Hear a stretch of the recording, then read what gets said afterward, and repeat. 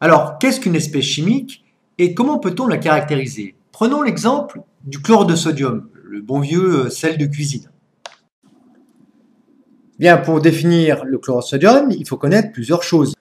Tout d'abord, sa formule chimique, Na+Cl-, le chlore de sodium est constitué d'ions chlorure et d'ions sodium. Ensuite, son aspect physique, est-il sous forme solide, liquide ou gazeux? Bien, à température et pression ambiante, il est sous forme solide. Et dernière chose, il faut définir des grandeurs physiques, comme par exemple sa solubilité. Est-ce qu'il se solubilise bien dans l'eau, oui ou non? Oui, pour le chlorure de sodium, jusqu'à plus de 300 grammes par litre. Quelle est également sa température d'ébullition, sa température de fusion, sa masse volumique, etc., etc. Voilà comment on peut caractériser totalement une espèce chimique. Extraction, identification et séparation d'espèces chimiques. Revenons donc à la définition d'une espèce chimique.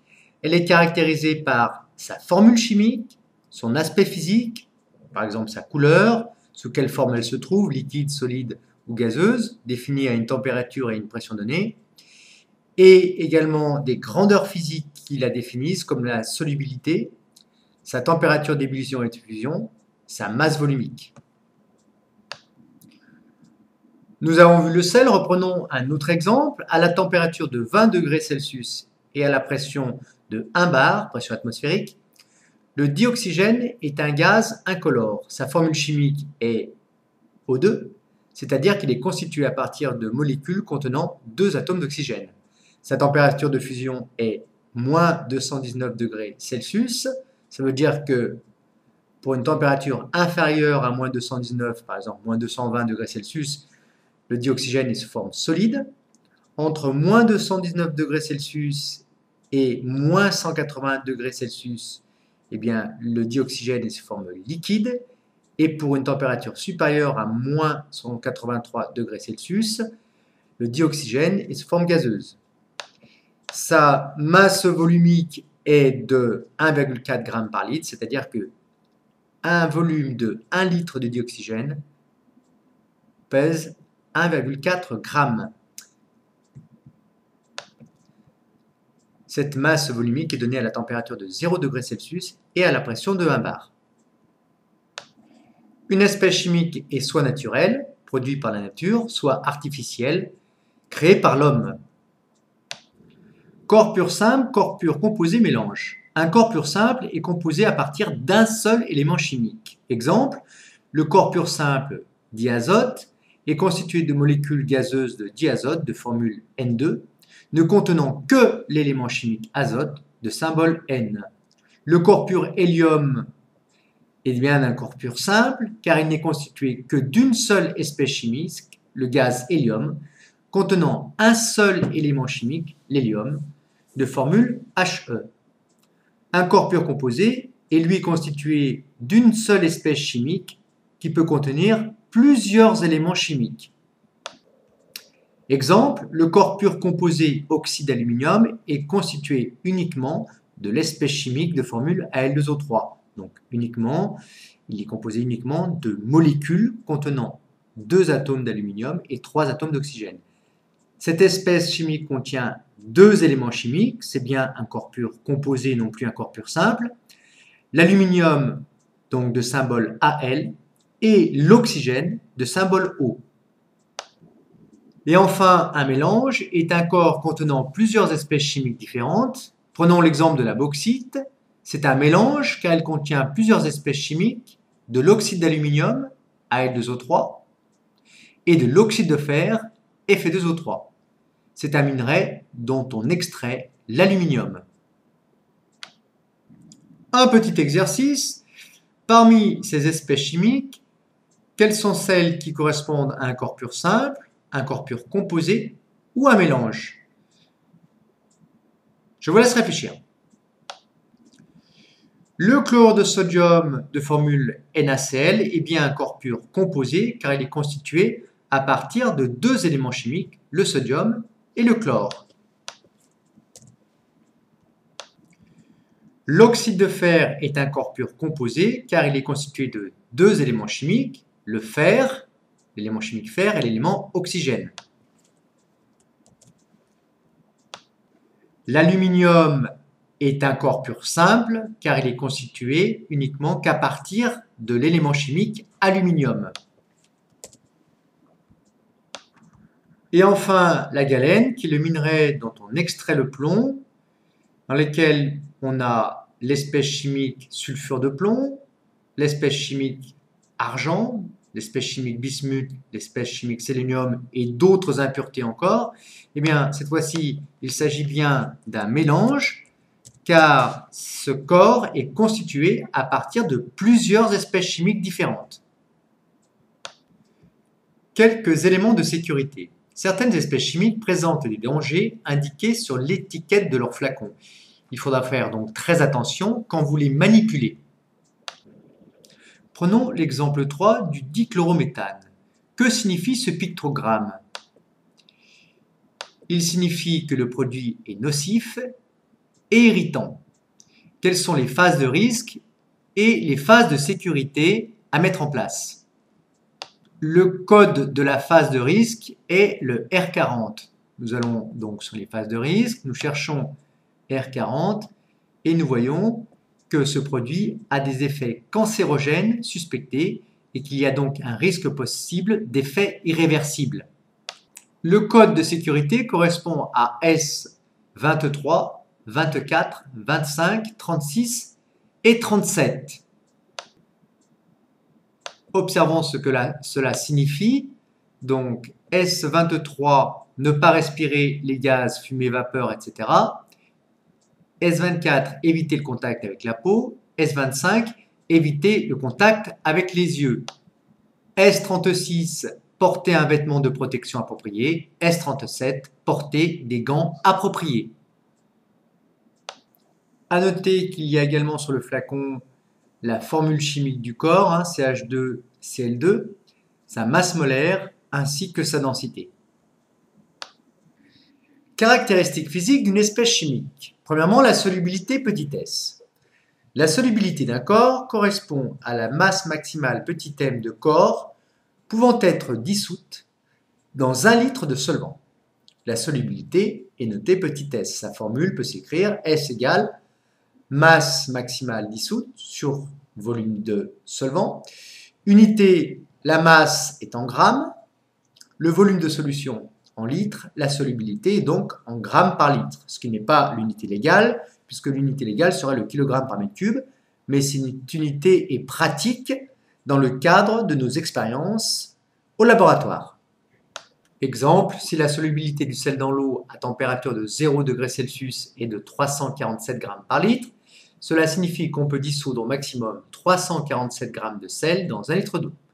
Si on essaye d'en dissoudre plus, le surplus se retrouvera sous forme solide au fond du récipient. Une dernière chose, la solubilité d'un corps dépend de la température et de la pression, ainsi que du type de solvant. Exercice, la solubilité du diode I2 dans l'eau est, à température et pression normale, S égale 250 grammes par litre. On verse 400 grammes de diode dans le solvant eau de volume V égale 0,5 litres. On obtient une solution d'eau iodée. Quelle est sa composition? À vous de trouver. Qu'est-ce qu'on appelle solubilité? Eh bien, c'est la masse maximale de solide que l'on peut dissoudre par litre de solution. Alors, prenons cet exemple de cette eau. Je mets un petit peu de sel. J'essaye de dissoudre. Voilà, on arrive encore à dissoudre, puis à un moment donné, eh bien, on a tellement de solide qu'on n'arrive plus à dissoudre ce solide. Donc on cherche la masse maximale de solide qu'on peut dissoudre par litre de solution. Voilà.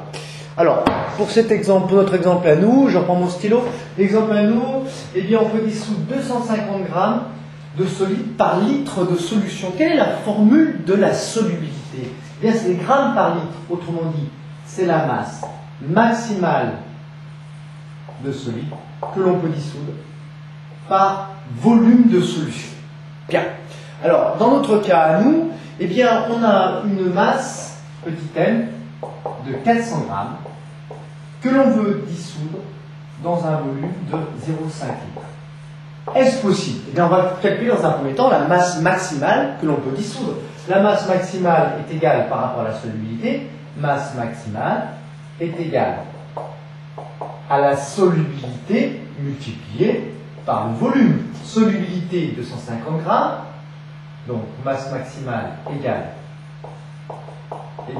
250 grammes fois 0,5 litres, c'est-à-dire 125 grammes. On peut dissoudre par conséquent au maximum 125 grammes de solide, donc c'est 0,5 litres. Quelle est maintenant la masse M' de solide que l'on va retrouver? Eh bien, au départ, on a 400 grammes, mais on a pu en dissoudre 125 grammes, donc il nous reste sous forme solide masse M' égale 400 moins 125, c'est-à-dire 275 grammes qui restent sous forme solide. Donc finalement, dans notre bécher, on aura quoi? Eh bien, on aura ici une solution qui contient 275 grammes de solide, et à l'intérieur ici, on aura 125 grammes qui seront solubilisés. Solubilisés. Voilà ce qu'on obtiendra dans notre bécher.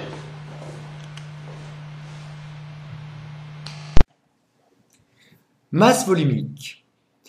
La masse volumique ρ d'une espèce chimique est égale au rapport de sa masse m par le volume V qu'elle occupe. ρ est donc égal à la masse m divisée par le volume V. Les unités égales, la masse en kilogrammes, le volume en mètres cubes, et la masse volumique donc en kilogrammes divisé par des mètres cubes, ce qui nous fait donc des kilogrammes fois mètre puissance moins 3, puisque 1 sur mètre puissance 3 égale, je vous rappelle, mètre puissance moins 3. L'exemple que vous connaissez le plus simple, c'est la masse volumique de l'eau. Elle est égale à 1000 kg par mètre cube. Cela signifie qu'un volume d'un mètre cube d'eau correspond à une masse M égale 1000 kg. Cliquons sur l'animation nous permettant de voir comment mesurer la masse volumique d'un solide. Cette animation est proposée par Monsieur Desarnaud et Madame Taride. Cette animation permet d'expliquer comment mesurer la masse volumique d'un liquide. On met une éprouvette graduée ici sur une balance et on appuie sur le bouton TAR pour mettre à 0 la balance. On verse 50 ml du liquide dont on veut déterminer la masse volumique en évitant les erreurs de parallaxe en mettant son œil au niveau du trait représentant 50 ml. On mesure la masse du liquide, on connaît la masse, on connaît le volume, il suffit de faire le rapport pour avoir la masse volumique. Les unités légales, il faut les respecter, la masse en kilogrammes et le volume en mètres cubes. On aura donc le résultat de la masse volumique en kilogrammes par mètre cube.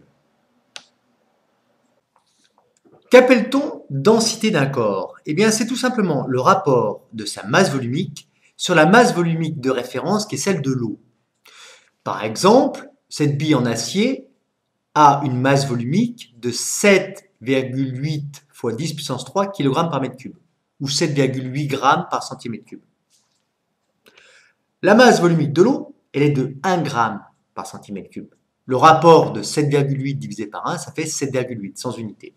Alors qu'est-ce qui se passe pour un corps qui a une densité plus grande que 1, ou qui a une masse volumique plus grande que celle de l'eau, tout simplement? Eh bien, ce corps, qu'est-ce qu'il fait?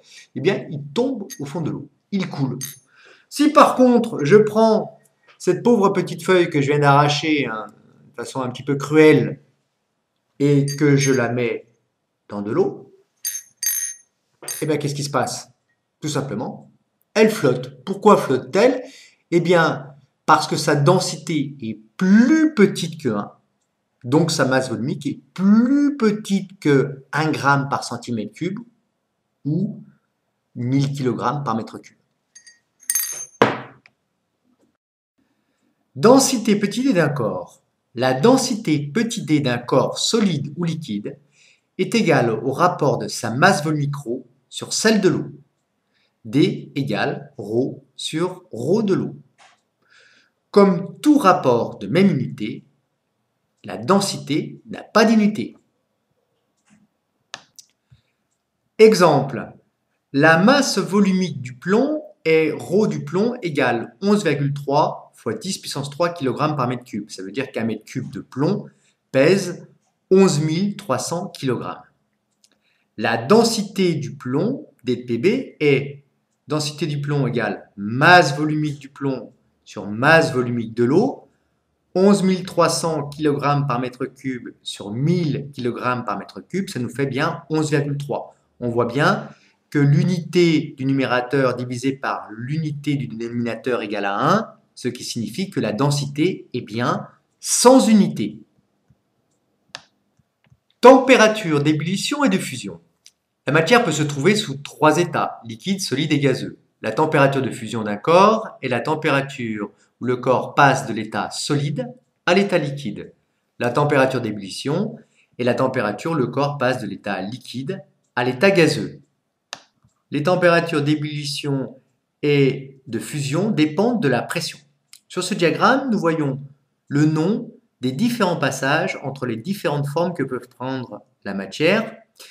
Par exemple, quand on passe du gaz au liquide, on appelle ça la liquéfaction. Quand on passe du solide au gaz, on appelle ça la sublimation, etc. Prenons un exemple. À une pression P égale 1 bar, c'est-à-dire la pression atmosphérique, l'éthanol a une température d'ébullition de 79 degrés Celsius et de fusion égale à moins 117 degrés Celsius.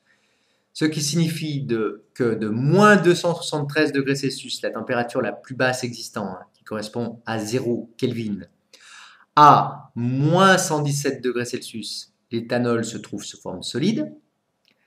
De moins 117 degrés Celsius à 79 degrés Celsius, l'éthanol se trouve sous forme liquide.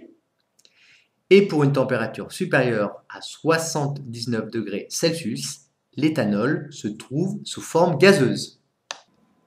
Extraction et séparation d'espèces chimiques. Dès l'Antiquité, les hommes extraient des substances animales ou végétales, des colorants, des médicaments, des parfums. Plusieurs techniques d'extraction. L'expression ou pressage qui est l'obtention de substances par pression, exemple presser le raisin pour obtenir un jus. La macération qui est mettre une substance dans un solvant froid pour en extraire un de ses composés. Comme exemple, faire macérer de l'écorce de quinquina dans de l'eau pour en extraire de la quinine qui est un antipaludique. L'infusion, qui à la différence de la macération, est un solvant qui est chaud, qui est versé sur une plante, pour en extraire un composé pendant une durée limitée. Exemple, la fusion du thé. Et la dernière technique, la décoction. Une plante est mélangée au solvant, puis chauffée pendant plusieurs minutes pour en retirer les substances actives. Exemple, décoction de queue de cerise pour soigner certaines affections. Présentons une technique d'extraction d'espèces chimiques présentes dans un solide. Cette technique est vieille comme le monde. Je vous laisse deviner laquelle. Bien, tout simplement, la préparation d'un thé. Les espèces chimiques que l'on veut extraire sont présentes dans ce solide. Je plonge le solide dans le solvant chaud et progressivement, qu'est-ce qui se passe? Eh bien, les espèces chimiques présentes dans le solide passent dans le solvant. On appelle cette technique l'infusion. Extraction d'une espèce chimique présente dans un liquide. Cliquez sur l'animation proposée par M. Desarnaud et Mme Taride. Dans cette animation, on montre comment extraire du diode dissous dans une solution aqueuse de sulfate de cuivre. Le diode est plus soluble dans le cyclohexane que dans l'eau. En présence de ces deux solvants, il se rassemble dans le cyclohexane. Il faudra utiliser ce qu'on appelle une ampoule à décanter. Ici, un bécher. On fermera l'ampoule à décanter et on va introduire dans cette ampoule le mélange d'espèces à séparer qui contient ici le diode que l'on veut extraire.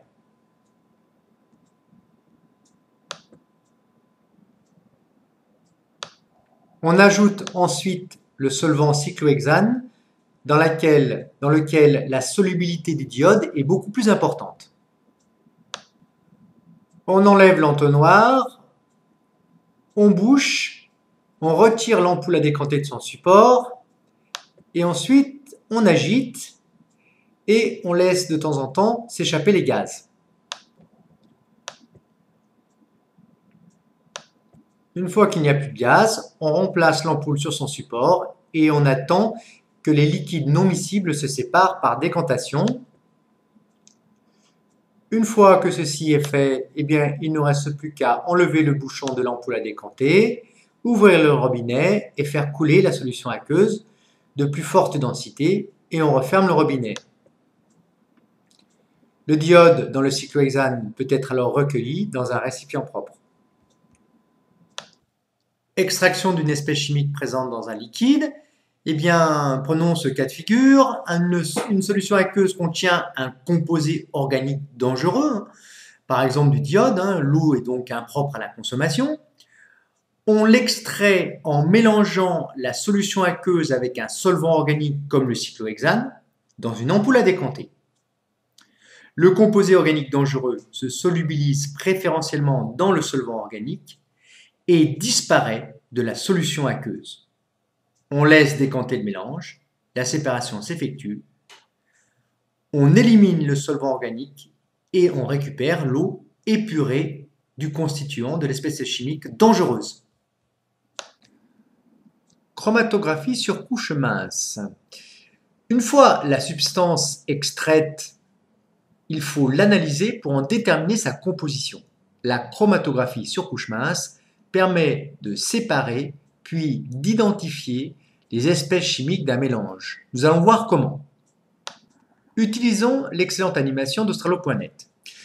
Nous voulons déterminer ici quels sont les colorants utilisés dans cette gélule. Nous déposons une tache de cette gélule sur un trait que l'on a dessiné à peu près à 1 cm d'une plaque. Nous déposons ensuite 2 taches ici, une du colorant E132 et une du colorant E131.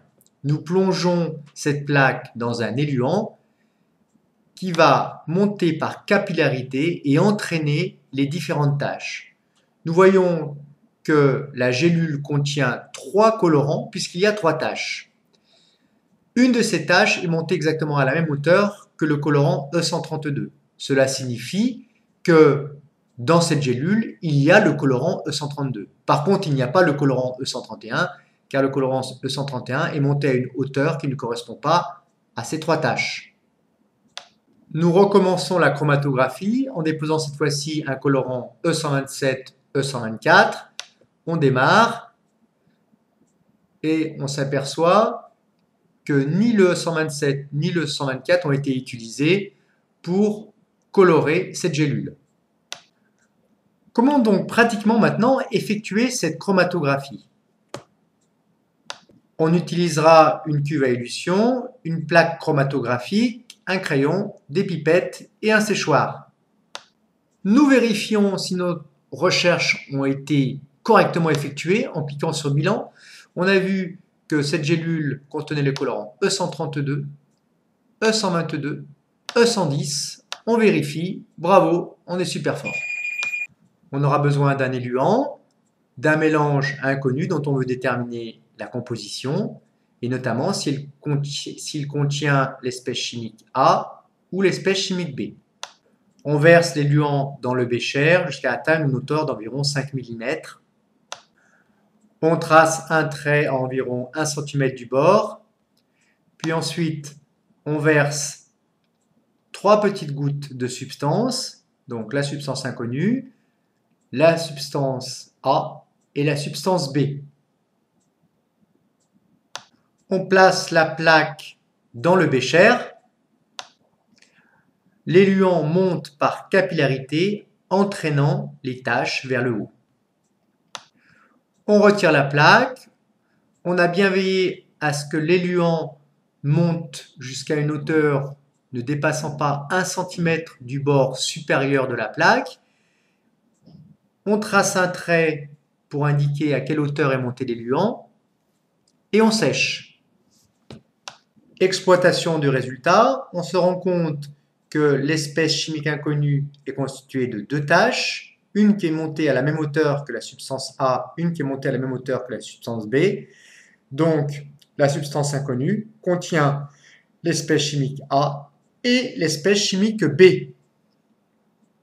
On peut également calculer les rapports frontaux qui sont égaux à quoi? Eh bien, la hauteur, pour le rapport frontal de A, la hauteur dont est montée la substance A par rapport au trait initial, divisé par la hauteur grand H qui correspond à la distance entre le trait inférieur et la hauteur dont est monté au maximum l'éluant. Pareil pour le rapport frontal B, hauteur dont est montée la tâche B, divisé par grand H. Merci à Madame Tarré et Monsieur Desarnaud pour cette animation. En conclusion, on trace sur une plaque, feuille de papier généralement, mais ça peut être aussi de la chromatographie couche mince, c'est-à-dire une plaque d'aluminium recouverte de silice, un trait à 1 cm du bord appelé ligne de dépôt. La plaque correspond à la phase stationnaire parce qu'elle ne bougera pas évidemment. On dépose sur le trait une goutte de substance A analysée et une ou plusieurs gouttes de substance connue, notées B, C, etc. On plonge la phase stationnaire dans un solvant appelé éluant ou phase mobile. Le solvant monte par capillarité en entraînant les gouttes de substance. Lorsque le solvant arrive à 1 cm du bord supérieur de la phase stationnaire, on sort la plaque et on la fait sécher. On analyse le chromatogramme obtenu pour déterminer la composition de la tâche inconnue.